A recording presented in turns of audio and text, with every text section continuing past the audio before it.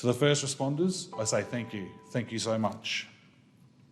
Thank you for being the people we turn to when we are at the moment of our greatest need.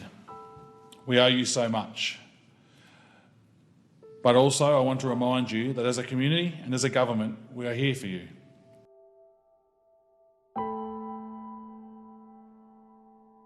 For Hunter. Thank you, Deputy Speaker.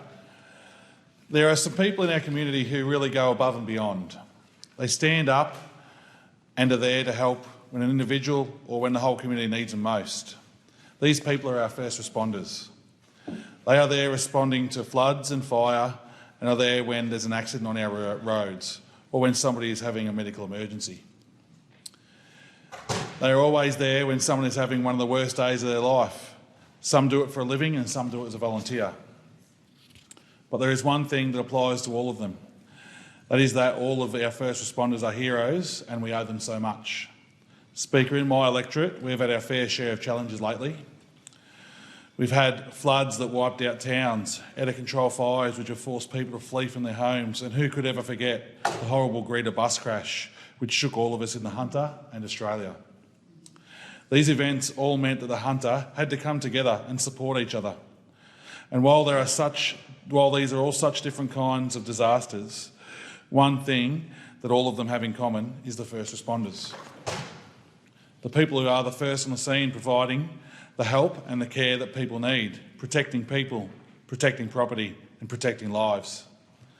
Speaker, Australia is a lucky country in so many ways, but one of the things that make us so lucky is the fact that we have over 370,000 selfless individuals who put their life on the line day in, day out in order to help their community as first responders.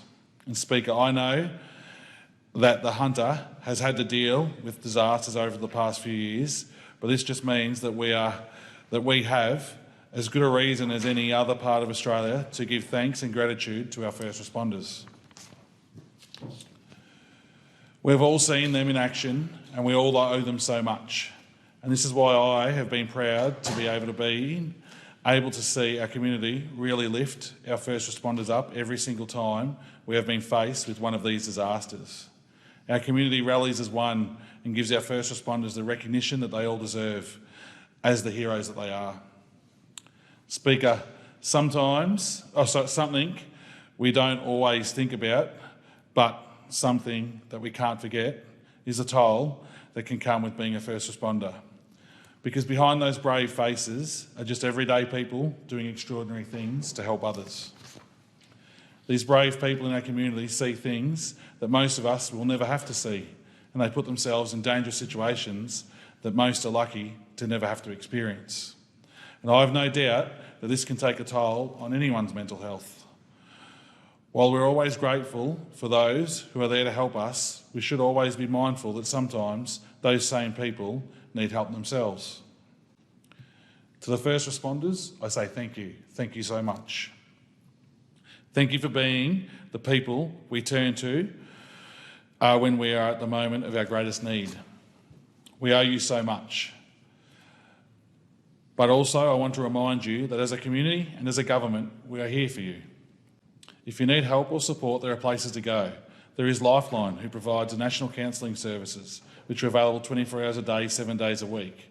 There is Beyond Blue, who provide national mental health and wellbeing support services and are also available 24 hours a day, 7 days a week. And there are many more, like EAP as well.